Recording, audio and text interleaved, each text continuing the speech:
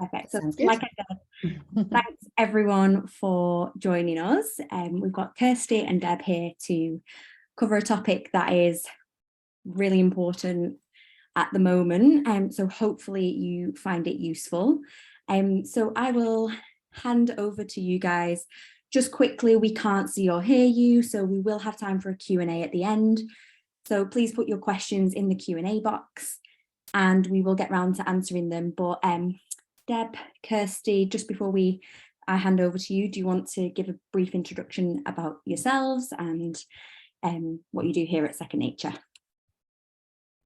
Yeah, sure. I'll go first. So my name is Deborah. I'm a health coach at Second Nature. Some of you might have worked with me or might have worked with you. If so, it's lovely to have you here. I've been with Second Nature for about 4 years now and love the work I do, which is why I'm still here. And yeah, myself and Kirstie, this is a topic that's really dear to our hearts. So we're really excited to be presenting this today. Thanks, Deborah. So I'm Kirstie. Again, quite a few of you may know me from health coaching. I know a lot of my members are here today. So hello, everyone. Thanks for joining. I'm also in the weight plateaus community currently on Second Nature and previously recipes and before that challenges as well. So hopefully some of you will recognize my name. I'm a registered nutritionist and I've been at Second Nature now for 5 years as a health coach.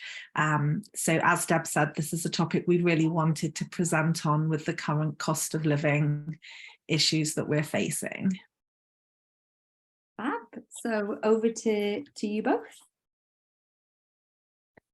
Amazing, thank you.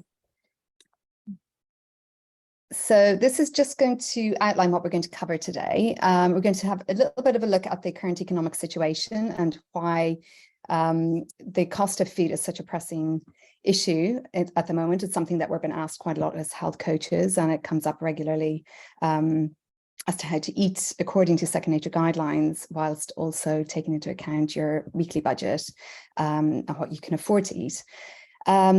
We'll also look at what we mean by healthy eating. So what Second Nature considers healthy eating might be slightly different from what you've known previously.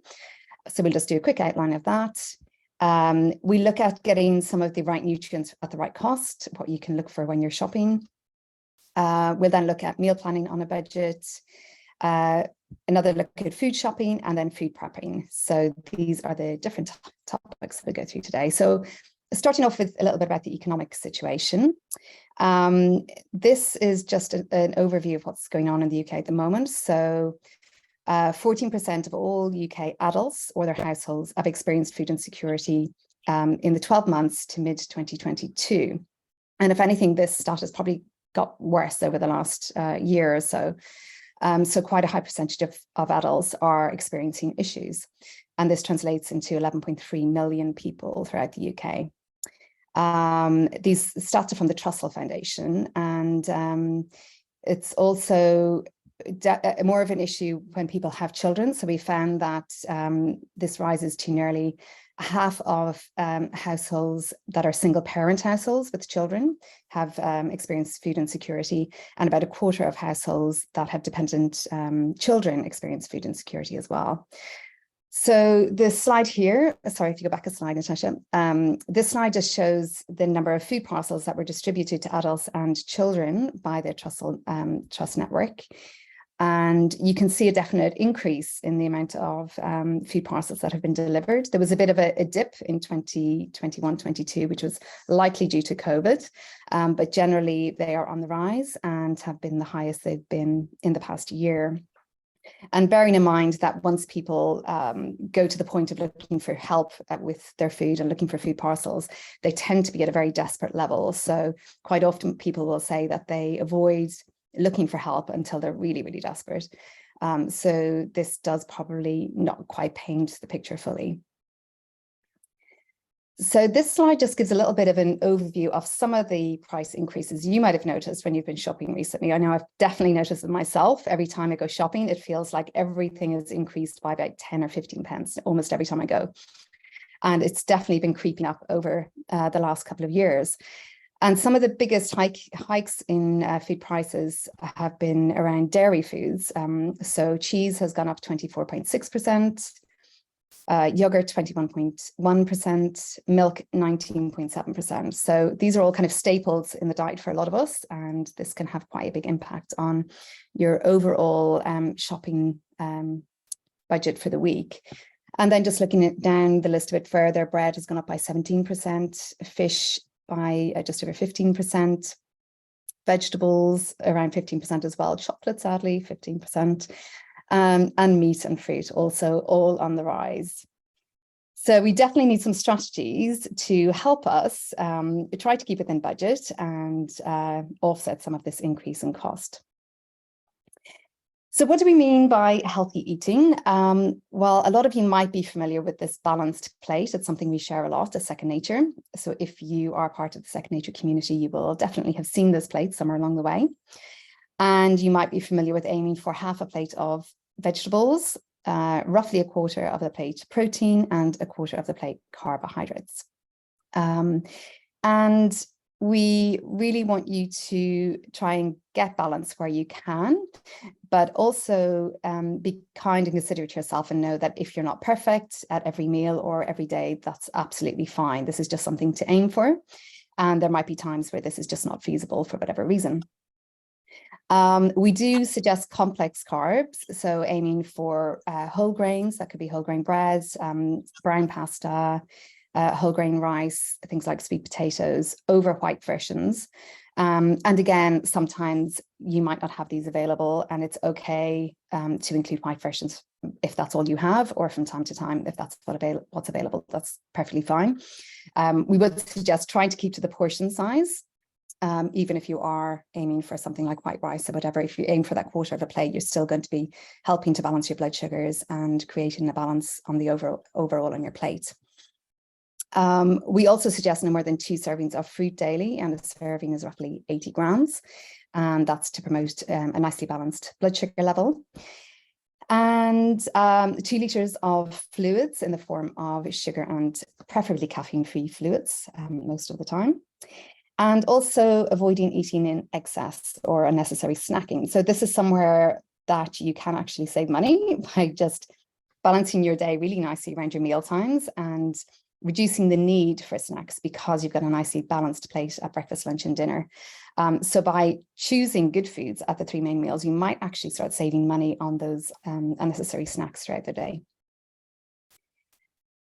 So moving on to the next slide, we're going to look at some specific food groups, and we're going to really focus on protein and vegetables because they are such a key part of how we suggest you eat at Second Nature.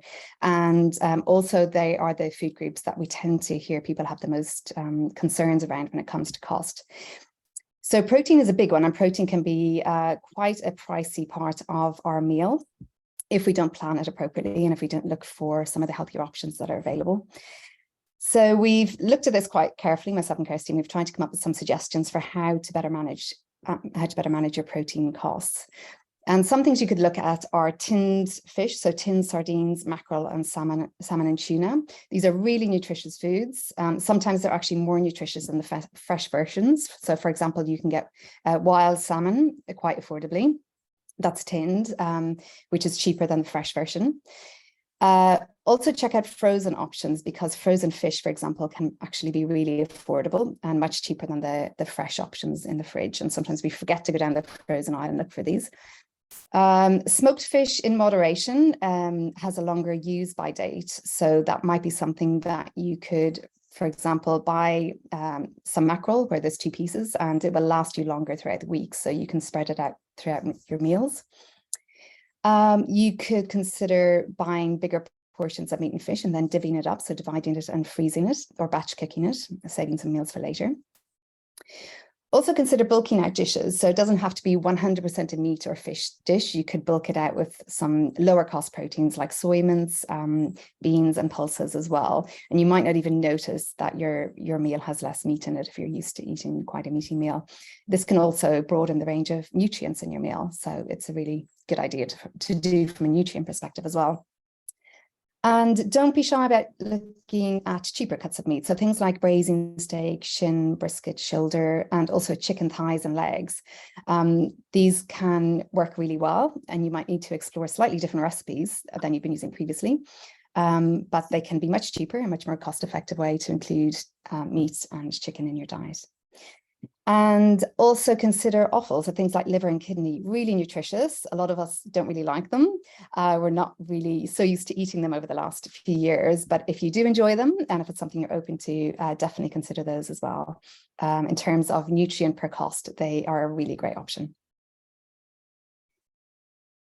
So looking at eggs and dairy and some alternatives, eggs are a pretty cost-effective source of high quality protein, so definitely something to consider in your diet if you enjoy them. You can actually get pretty good value buying eggs from local grocers or from local hen keepers, and these can be much better quality than the cheap eggs in supermarkets. So keep an open mind and shop around when it comes to eggs to see what you can find. Yogurt, own store brands can be much, much cheaper than some of the other commercial brands out there. So just shop around to see what's on special, and consider getting quite big tubs of yogurt that will last you quite a while. It's fine to opt for Greek style. I know we suggest Greek yogurt quite a lot at Second Nature, but Greek style is absolutely fine. It's significantly cheaper than plain Greek yogurt normally, or just general plain yogurt is fine. So always just check for the content, the sugar content, and make sure that there's no added sugars in there. Also consider things like cottage cheese. These are high in protein and relatively low in cost, and a nice alternative for breakfast, for example, a really great protein source for breakfast or lunch. So they're quite versatile. You could consider buying extra mature cheddar. So if you're using that in meals, you often need less of it to flavor your dish. So that can have two wins. So you can be reducing the amount of the food you need, and also reducing your overall energy intake for that meal as well, which can be useful if you're trying to lose weight. If you don't consume dairy and you tend to lean on dairy alternatives, there always seems to be offers on in the supermarket, so be open to swapping between brands and just seeing what's on offer at the moment.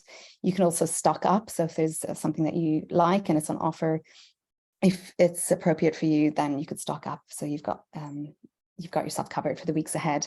But always check ingredients when it comes to dairy alternative milks, and again, try to opt for versions with no added sugars.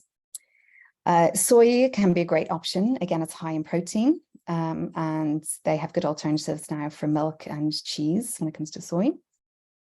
And another thing you could consider is nutritional yeast in place of vegan cheeses. That's a much cheaper option and lasts really well in the larder. So it's not something that's going to go off or go out of date too quickly. Okay, so moving on to beans, pulses, nuts, and seeds. So this will be familiar, especially for a vegetarian audience that might lean a lot on these as their main source of protein. So tofu is a great option. It's a complete protein, so it's got all the amino acids that we need, and it's very cost effective relative to meat and some other high protein foods. We've got some great tofu recipes on the app as well, if you're a member of Second Nature. So the tofu scramble is particularly a good one, and the tofu stir fry with cashew nuts, I love. It's really good. So worth checking out. Lentils, dried and canned, are also low cost. So you can use these to bulk out curries, casseroles, and soups. You can also check out our dal, which is a great lentil-based recipe. For nuts, they can obviously be quite costly. So consider somewhere like Costco and Aldi, which can be much cheaper. Also, there are online stores that sell these in bulk, which are worth checking out. And places like Holland and Barrett often have discounts or 2 for 1, 3 for 1. So it's definitely worth popping in there if you have one close by to see what they have on special at the moment. Also consider broken nuts. Often these are significantly cheaper than the whole nuts, but they taste just the same. And personally, I tend to chop mine up anyway, so it actually makes life a little bit easier for me. So they're already chopped for me. When it comes to nut butters, some of the supermarkets have really great options now. So they've got their own brands that have no additions, so no added oils and sugars, and they're super affordable. So just explore the brands, always have a look at the labels and see what's included in them. And you could invest in bigger tubs if that's accessible to you. So looking at places again like Costco that do pretty affordable options there. And something that we often forget about are frozen peas, a great source of protein, really, really cheap option, and something that you can just chuck in the freezer and add to meals to bulk out the protein content of them.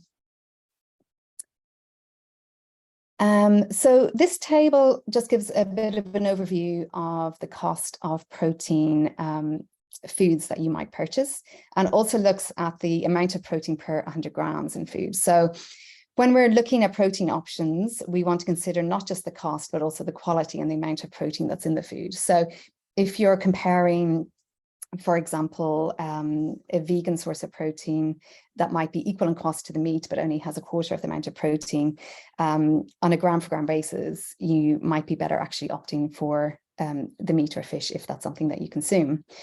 It might also be a good idea to alternate what you're consuming. So you have meat on some days, but then you swap it up with fish and vegetarian options as well, so that you're getting a nice range of nutrients and varying the cost. So you might have some days that are slightly more expensive than others throughout the week, but you're varying it up. And I just want to highlight a few things on this table. So some of the best value options here, considering the cost and the protein, so looking at both together, are frozen white fish. So you can buy big bags of frozen white fish fillets, and they came in at 25 pence per 100 grams. So really affordable. And frozen peas, again, really cheap. So when I looked at the protein per 100 grams, they came out close to the top. Dried lentils and tinned sardines. So these were the 4 best value options that I looked at. And obviously there's more out there. That's just a selection of some of the things I found. Thanks, Deb. We have one comment as well in the chat from Leanne, who has given a great tip, which is Tesco have great 100% peanut butter, which is about £4.50 for a kilogram, just as good as Meridian and much cheaper. I did find an almond butter in my Tesco, seems to have stopped stocking that one, so I am still using Meridian for almond, which is about £5 to £6. Yeah, I'd agree with that. I found great options in Sainsbury's and Tesco's over the last year. They've had their own brands, which are great. Yeah, it tastes really good. Thank you for that. So vegetables and fruit in the budget. This is somewhere where people often say is pricey, but if you shop around, fruits and vegetables can be very, very affordable. And there are lots of options and places to look. So UK grown or local or seasonal are often the best value. So you could consider using a seasonal produce calendar. There's lots online, so have a look at those and find out what's in season. On that note, I actually picked my first blackberries yesterday, which was very exciting. So also keep an eye on what's going wild. And if you find anything, freeze them, keep them for later in the year and stock up. Farm shops and local greengrocers can be cheaper and also can sell a lot more loose items. So I have a local greengrocers where I can just pick whatever I want, and if I just want 1 or 2 of something, that's available to me, so things don't come wrapped in plastic. And that can be useful, especially if you're living alone and you just want really small amounts of certain foods. It can work out cheaper in the long run. Consider frozen fruit and vegetables. Often these are pre-chopped and can be more nutritious because they're picked and frozen really quickly. So some things you might want to consider are frozen berries, frozen butternut squash, which is already cooked, which is amazing, and even frozen avocado, which can be chucked into smoothies or made into guacamole, and can work out cheaper because there's less waste. You could consider growing your own herbs or buying them when they're on discount in the supermarket, bagging them up and freezing them, so you've got them there when you need them for a dish. Also shop with an open mind. So most supermarkets have a selection of veggies on offer and fruits. So when you walk in, quite often you're hit with the discounted ones first, and it's definitely worth exploring what's there and seeing what you could include in your weekly meal plan. Be free, of course, to change things around. You don't have to stick to recipes. You can also use whatever's on offer to mix up and use in the meals that you've got on your meal plan for the week. Another thing to watch out for are supermarket veggie boxes. So Sainsbury's do a brilliant £2 fruit and vegetable box, which seem to be a bit hit and miss in terms of my local Sainsbury's anyway, in terms of availability. But I was lucky enough to get one a few weeks ago and it was absolutely amazing. I was quite blown away by it because I expected everything to have a short shelf life or be gone off in a few days, and they weren't. They lasted really well. So definitely look out for those. Lidl do a similar thing, so £1.50 for 5 kilos of fruit and veg, and Morrison's do 1 key fruit and veg, which are cheaper than the pretty versions. So definitely look out for those too. So a few quick saves that you could make whilst eating the second nature. We are all for eating out and enjoying a takeaway from time to time. However, cooking at home is best, and we know it's best because you can choose the ingredients, you can select the type of oil that you use, and you can make sure that your meal is healthy. So we do have a range of takeaway recipes in the app, which are worth checking out. So some curries and different options, and these could be a really good substitute for takeaways and a great way of saving money. Alcohol, if you choose to drink it, we always suggest keeping it in moderation and making most days alcohol free in your week. So this is another place that you can save money if you have been drinking regularly throughout your week. But if you do like to include a few drinks in the week, look out for offers, and also check places like Aldi and Lidl, which can be a bit cheaper as well. If you've been drinking juice or fizzy drinks, we suggest swapping these for flavored waters. And again, we have some recipes in the app for how you can make your own flavored waters. So really simply, you could just add some slices of lemon, some fresh mint leaves, some berries, much cheaper, much healthier, and will save you money. Snacking unnecessarily is something that we suggest you try to avoid, unless, of course, you need a snack or you're hungry. We, again, have some great snack options in the app. So you can swap these for snacks that you might pick up when you're out and about, which can really add up over the week if it's something that you do regularly. And on the go snacks, when you're out and about, you could prep and plan and bring these with you. So, for example, boiled eggs, mini omelets, muffins, oat bites, things like that. Again, check out the app for oat bite recipes. They're a really nice on-the-go snack to have. So eating out, if that's something you do, you could try just inviting friends around, doing something like a potluck dinner where everybody brings a dish. Again, a really good way of saving money and potentially having a much healthier evening as well. And as we're moving into the summer, if you've got children, a really good thing to look out for is places that do free or very cheap meal for kids when out and about. So if you pop onto the next slide there, Natasha, we've just got a few suggestions here. And places like Asda, Tesco's, Morrison's and M&S all have very, very cheap kids meals. I'm not vouching for the quality of them. I'm not really sure what's on offer, but something to bear in mind, and definitely worth checking out if you're in the vicinity of these places. IKEA also have cheap kids meals, and there's a few other restaurants there that you can look into. So if you want to look up that resource, it's courtesy of Money Savings Central. So something that you could refer to over the summer. Okay. So I'm going to hand over to Kirstie. Thanks a lot, Deb. So I'm just going to talk to you a little bit more about planning your meal and shopping. So first of all, we've got to think about preparing to do a shop and how can we make some savings before we've even stepped foot outside of our house. So first of all, I think it's really important to just make sure that you've got enough time to sit and properly meal plan, if possible. I know lots of you have really busy lives, but just setting some time aside to really think about what you can plan, what you can get from where, what ingredients you currently have in your home, in your fridge, in your freezer, and your cupboards that you can utilize on a week, say when it's coming towards the end of the month and we're all feeling the sting a little bit before payday. And also just for those of you that are confident enough to just be a bit open to modification of recipes, because you may find that there are certain things that you can swap out and bring in like for like ingredients. We have an in-app meal planner that generates a shopping list on the Second Nature app. For some of you, I know that you really like using a pen and paper. Some people have a preferred app, and that's absolutely great. Trying to shop for precise amounts of food can really help to keep your food costs down and also keep waste down.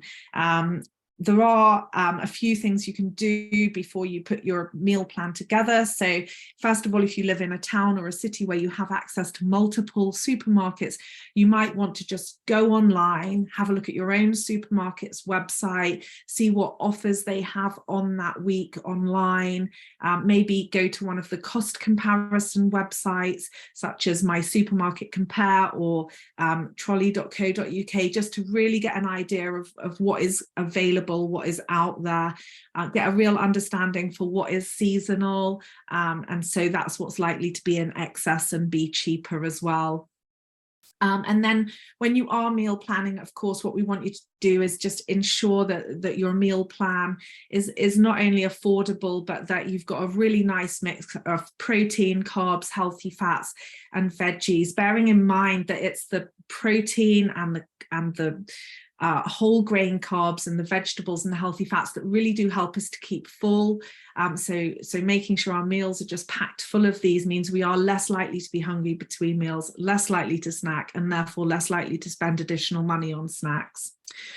So we really do need to take into consideration both the cost and the quality of the foods that we're buying, so that we're feeling really nice and full and satiated and nourished by the food that we're eating. There's a couple of great websites that we've put here too. There's a budget online cookery course at bagsoftaste.org. That's a great organization. And then there's loads and loads of great recipes on cookingonabootstrap.com as well. So that's a great resource for you to check out. Okay, so then thinking about when we're shopping, so, you know, we all have those brands that we tend to go for. I would say just take a step back and look at the shelf, because especially in the bigger supermarkets, you might find that there's some unknown brands or some supermarket owned brands of things that you would usually buy that are significantly cheaper. And over time, especially if you switch out that brand over 52 weeks of eating over a year, you might make quite a significant saving. So do consider those, and often in the supermarket it's laid out so that those cheaper brands are on the higher or the lower shelves. So take a step back, do look up and down, make sure you're cost comparing everything that is there, cost comparing it per kilogram body weight for an per body weight nutritionist per kilogram product to get an accurate price comparison. Another thing that you see quite a lot in supermarkets is supermarket specials. So you might see like a 2 for 1 or a 3 for £10. These can be great, but bear in mind, like if you're in the chiller section and it's like salmon fillets in a chili sauce and it's like 3 for £10, you might think you're getting a bargain. But first of all, if the individual item is only £3.60, it's not that much of a discount. And what you might find is that frozen salmon or just a much larger piece of salmon from, say, a fishmonger will actually ultimately be a lot cheaper. So while it's really important to look out for those specials, do really consider how much of a bargain you're getting, because marketers are very clever, so we've got to outsmart them. When you are looking for ingredients that you could swap, so if you've got a recipe, for instance, that has green beans and then the green beans seem really expensive, have a look to see if there's anything you could make a swap with, or if something's on special offer like snap peas or snow peas or broccoli, you might want to think about how you can switch out your choice for that vegetable. Remember that any vegetable can be frozen, so if you see something that is on offer and it's something you lose a lot, if you have the freezer space, pick up some extras and freeze them down. That's particularly valuable when we think about supermarkets putting their discounted items, their yellow label items, reduced to clear, whatever your supermarket refers to, figuring out the time of day that they do that they go around with the stickers. You can really pick up some great bargains, especially fruits, vegetables, and grains that you'll find in there, meat and fish as well. And remember that you can buy those items, and if the use by date is the date you're purchasing it, you can pop it in the freezer and save it for a later time. And just a note that a best before date is really a guide. So if something is best before today, it's best before, but that doesn't mean you can't still use it. So always make sure you go by look, smell, taste, to really get an idea of how much longer that product will last. I buy fruit that says best before, and like, you know, a week, 2 weeks later, it's still absolutely fine in my fruit bowl. So do take that into consideration. If you do find things in that section, like bags of spinach or whatever, you can always break it down into smaller portions and pop it in your freezer so that you're not having to take the whole bag out and use it at a later time. And then just one last tip here is to explore the other aisles as well, because sometimes the section with culturally diverse ingredients will have similar items that are actually much cheaper. So it's definitely worth exploring that. And then, okay, top tip for all you parents out there is try to avoid taking little humans with you when you go shopping, and also husbands, or, you know, whoever quite likes to put the snacks in the basket. It's much better to not have them present so that you can stay quite focused and only purchase what you need.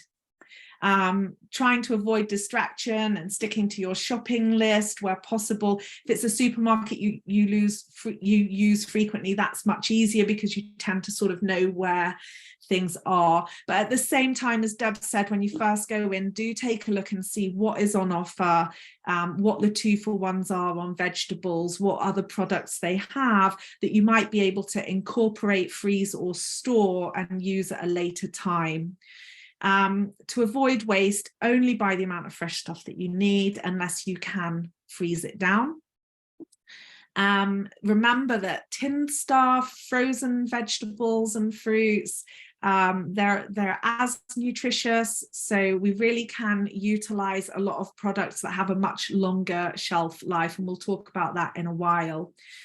One thing that you can do now in a lot of supermarkets is smart shopping. So as you go, you can scan, and we've all been there. We've all gone to the counter and expected to pay £50 and suddenly it's 60, and we've just picked up something and not quite read the price right. And it can lead to that sort of awkward feeling of there's people behind you and you don't really want to ask them to print off the receipt to see what you can put back. So smart shopping and scanning as you go helps you to see those items before you get to checkout, which is great.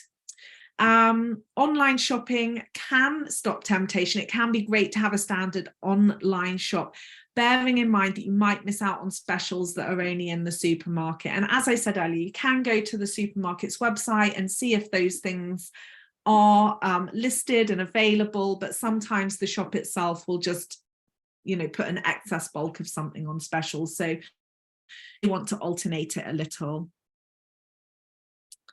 We know that Aldi and Lidl and Costco are lower cost items. So if you do have those in your area, it is worth taking a look.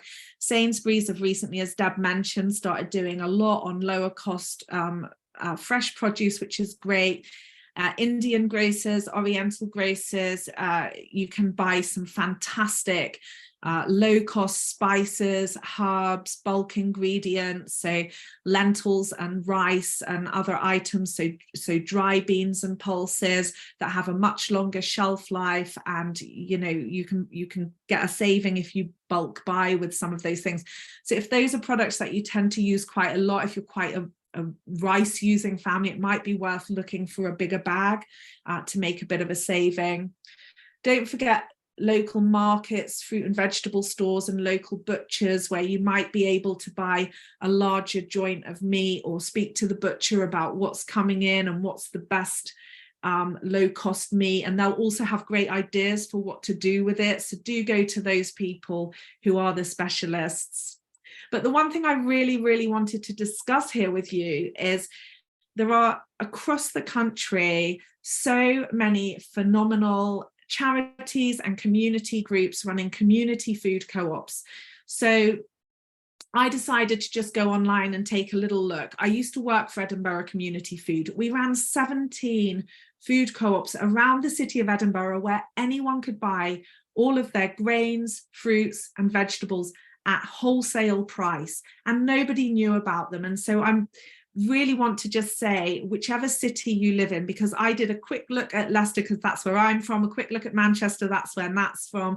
I took a little look at Brighton, Newham, which is a community just north of London. So I just wanted to just take a little look and see what was going on and what was available. And with a very quick search of community food co-op in Manchester or community food initiative, community food charity, I found these links, and I'm sure that whatever city you're in or large town, there will be these initiatives for you. So do make sure you take a look. And if you're struggling to find anything, reach out to your health coach and see if they can help you source anything in your local community where you can possibly get your raw ingredients for a lower cost. Some other options, Oddbox. So, you know, there's all of those, all fruit and vegetables come into the UK and they kind of go to the wholesale, and then certain supermarkets get first pick, second pick, third pick. That's why different supermarkets charge different amounts for fresh produce. At the bottom there, you've got Oddbox that are perfectly happy to take the not perfect cucumbers, the slightly squint peppers, you know, and they then will box that up for you. And what you're getting is exactly the same nutrition, exactly the same taste, exactly the same quality at a much lower price, because it just doesn't look perfect. Picked is a great organisation for those of you that want affordable organic produce. So do go onto their website and take a look there. The Too Good To Go app is an app where local shops will actually give away foods near their use by date. So get yourself on there and see what's available in your area. The Olio app is a great app just for community sharing, but a lot of people will go on there and actually share foods to keep costs down. So that's a great option. I'm a grower. I give away bags of green gages, raspberries, you name it. I have so much, I can't keep up, and most growers are the same. And at this time of year, everyone has way more courgettes than they ever wanted. So do make sure that if there's a local allotment near you, that you just go and have a chat to people and just say, look, if you've got any surplus, is there any chance I can buy it? Growers love talking about what they've grown, so trust me, you'll be very welcomed.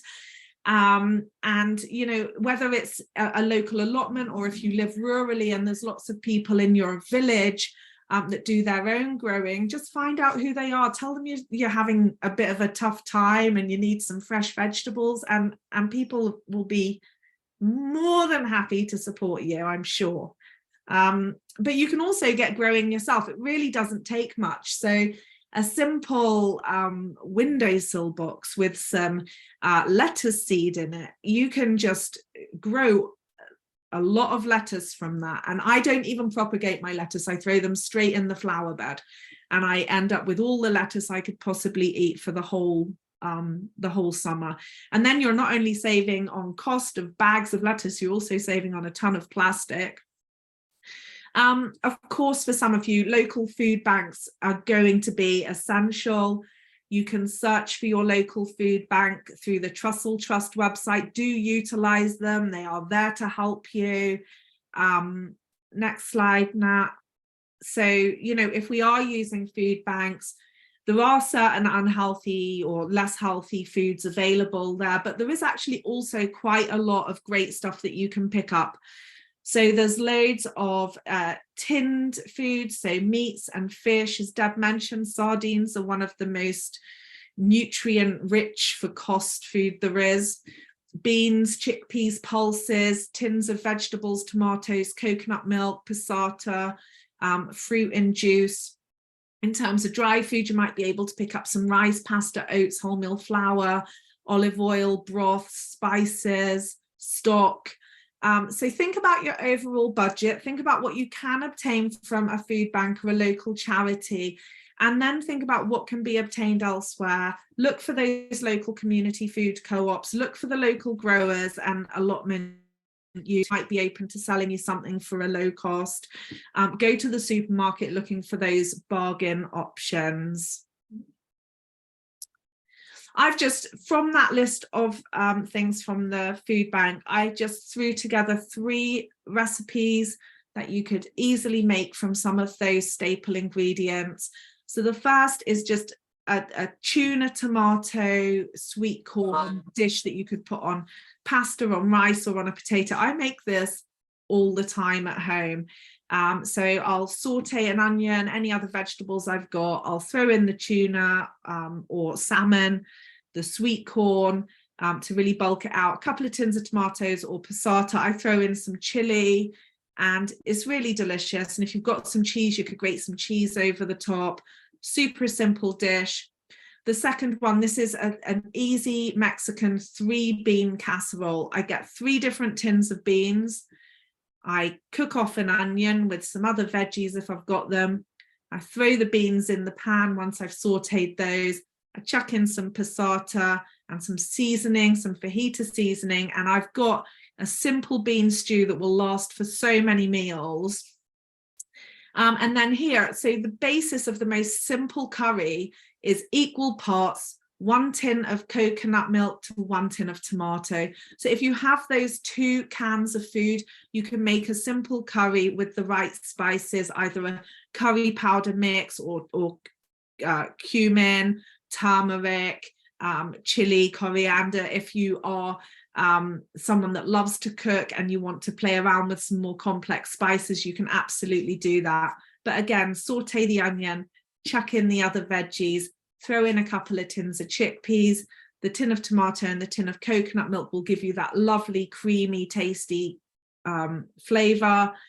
And you add your spices in as you want. Next slide. Okay, so I'm just going to run through food prepping here as well when we're thinking about reducing food waste. So first of all, you've written a meal plan, but maybe you went to the supermarket, you found a really great bag of spinach, but that's for Thursday's meal. Just be a bit flexible. Think about how you might be able to switch the vegetables around or even switch the meal round so that you can utilize those ingredients. Batch cooking is a great way to avoid waste and also to save time. So if you were to, choose a day to do your food shop, and you can also do some batch cooking, so you're not putting all the ingredients away and then having to pull them all back out again. If you can set that time aside to almost do everything at once, then that can really help you to cut time down in the week, making sure that you've got loads of delicious servings of food for the week ahead, things in the freezer, things in the fridge. Think about how to maximize leftovers. So, as a child from a single parent who was a Scottish lady from Glasgow, we lived off cockaliki soup. I'm sure anyone Scottish here will know exactly what that is. There was always a chicken carcass in a pan boiling on my mum's stove. So we would, have chicken on a Sunday.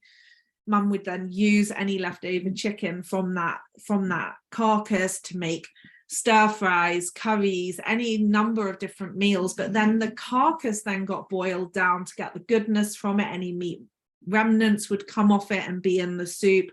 We would use that to make stock or to make soup, all sorts of different great dishes that you can get. You can think about cooking recipes that you can freeze.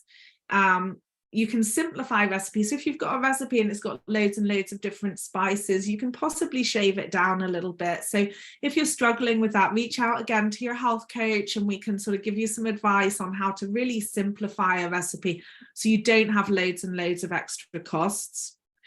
And then if you're looking for inspiration online, like I went online, really quick search, like £1 meals or low cost, low carb meals, whatever search you put in. Jamie Oliver has Jamie's £1 recipes. BBC Good Food does loads of budget recipes. Tesco have a budget meals website, and that's just 3 that I found of hundreds. So do take a look online, see what great recipes you can find for a lower cost. And then think about saving on your cooking bills too. So a slow cooker is a great option. First of all, you can just throw everything in the morning, turn it on, and hey presto, your dinner's ready when you're at home. So you're not coming home from work hungry, exhausted, 4 people hanging off you wanting to know where their dinner is, like it's there, it's done. think about maximizing oven usage. So what I mean here is, if you've already got the oven on and you're already cooking up a load of stuff, throw a few potatoes or sweet potatoes in the bottom that are then cooked, and then all you need to do is heat them up at a later time, or maybe throw in some mini omelette muffins or something else that you're making for a snack. So you've already turned the oven on, you've already cost yourself that amount of money, so why not just maximize on it?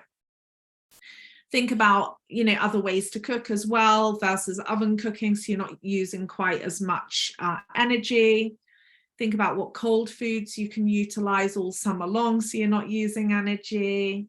The BBC goodfood.com website has loads of microwave recipes that are great. And again, you know, speak to friends and family in the winter. Like, my neighbor has an Aga. I shove so much, it's on all day because she's heating the house. She doesn't care. I fill that Aga and I cook loads of stuff in it because it saves me having to put my oven on. Maybe speak to friends and family. See if you can have a day where you just cook in one person's house, or maybe one person makes a meal one day and you food swap it. So, you know, reach out to other people that are in a similar situation and see how you can do some group cooking or some food swapping, so that A, you're not always having to cook, and B, you're not always having to cost yourself extra money for oven use. I'm handing back over to Deb now, who's going to talk you through some of our recipes. Amazing. I'm quite conscious of time, so I'm going to run through these quite quickly. I also see there's loads of amazing comments in the chat, so I'm going to leave you to have a look at those yourselves. But Nat, if there's anything you want to raise there, maybe you can once I finish these. So we've just got together a few low-cost second nature recipes for breakfast, lunch and dinner. I won't go into these in too much depth, but just to give you an idea of cost. So something like the apple cinnamon oats for one person costs 45 pence. Baked beans for 4 people cost £2.14. And the breakfast scramble for one person costs 77 pence. So these are just a few examples of breakfast recipes in our app that are quite affordable.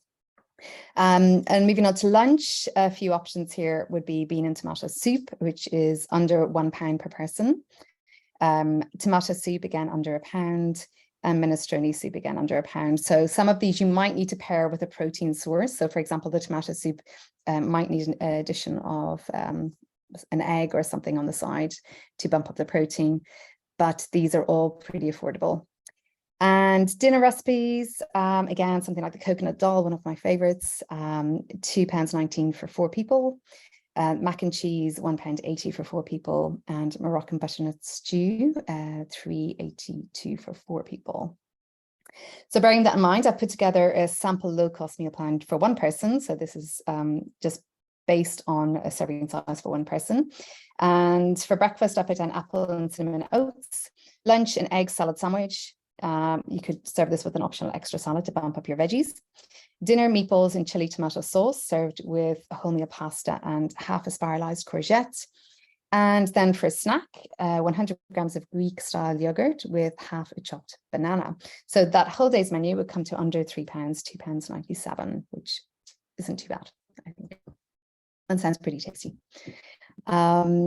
So that brings us pretty much to the end of the presentation. There's a few extra resources here, which if you are a member of Second Nature, you can ask your health coach to point you in the direction of these. So we've got some guides, we've got a blog, and we've also got an Instagram page about healthy eating on a budget. And next slide. Yeah, so this one is just an overview of Second Nature. So if you're not already part of the Second Nature community, I'd really suggest checking out our app. We focus on behavioral science and how to retrain your mind to make healthy choices automatic, so that these changes stick in the long run. And we encourage having a healthy relationship with food, no counting, no guilt, just really good, tasty food. So yeah, check us out and also maybe explore some of our user stories to see how we've changed other people's lives. And we're on to questions. Do we have much time for questions, Nat?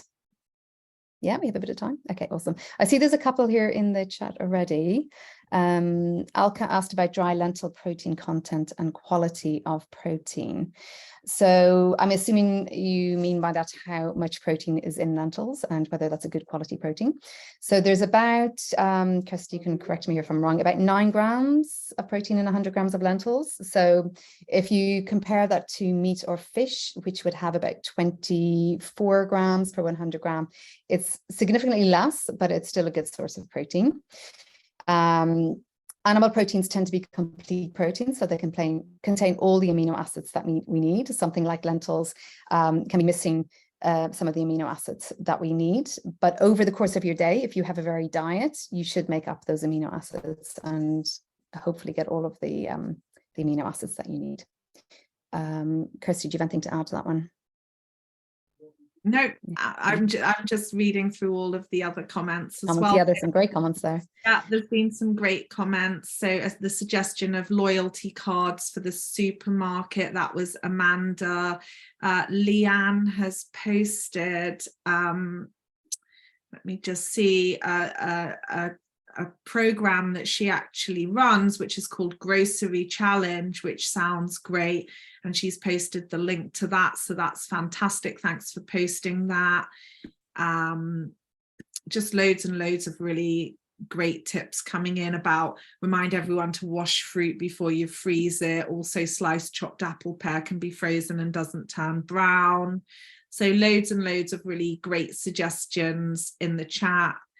Lots of praise for the older air fryer. And then finally, check out the cupboard on Facebook for free yellow label food from supermarkets in the Ellesmere Port or Chester area. Amazing. Loads and loads of really great. I buy little sealable snack bags and bag up small portions of nuts and seeds with the odd square of 85% dark chocolate. It means I can just grab a bag if I get the urge. So that's a great option. Yeah, great on the go snack. Yeah, doubling the quantity, freezing portions, loads of great ideas. And then Leanne has also said in the cultural aisle, Natco brand does fab dried pulses and beans and even cheap nuts. Yeah, amazing. Thank you so much practical advice and tips that I'm sure we can all take away from this. I just had a question that sprung to mind when you were talking through the example recipes that you had, Kirstie, and I wondered if anyone, either you, Kirstie, or Deb, or anyone in the chat really had any tips for maybe people that don't feel confident in throwing something together, and maybe the way that they cook is by following a recipe. So any tips on how to sort of build your confidence? Because if we're talking about, you know, wanting to save food and not waste, we want that food to taste really good. So how can we build our confidence in just throwing something together like that?